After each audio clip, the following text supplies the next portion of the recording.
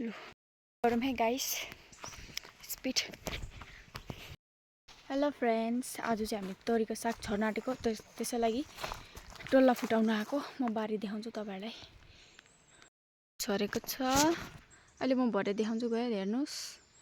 यो चाहिँ खोर्सानी, तल कोपीहरु निस्किरहेछ। चाहिँ हाम्रो कोपीहरु, कोपी यो चाहिँ बन्दा फुलकोपी हो। हेर्नुस् त्यो ठुलो भइसक्यो।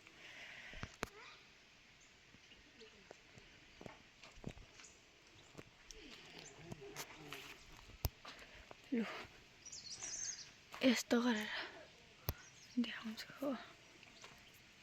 त्यहाँदेखि मैले यहाँ यो डल्ला फुटाउन आँटेको। हेर्नुस्, यहाँ चाहिँ अजीले नानी ढाडमा बोकिरहेछ। अब जान्छ ऊ पनि घरमा। गरौँ है गाइस स्पिड।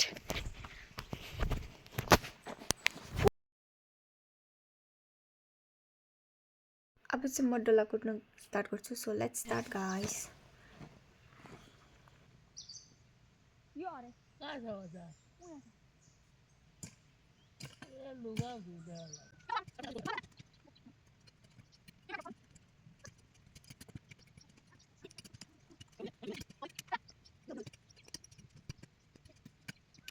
यहाँ चाहिँ मैले डल्ला कुटिसकेँ।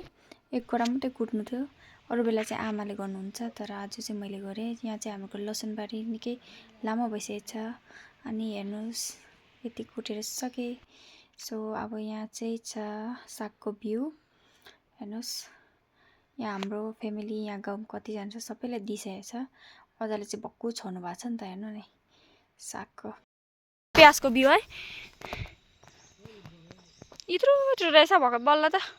यता टमाटरको बिउ,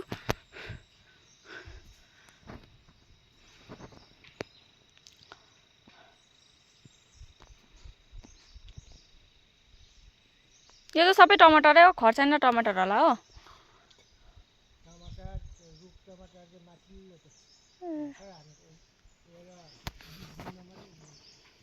यो चाहिँ रुख टमाटर गरेछ।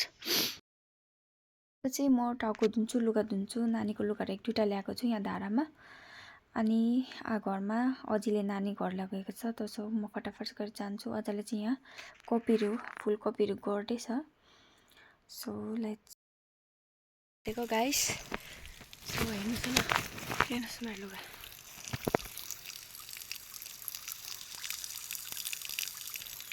सो फटाफट चाहिँ धुन्छु। Thank you for watching guys. आजको लागि चाहिँ यति नै। सो ओके बाई, नेक्स्ट ब्लगमा भेटौँ।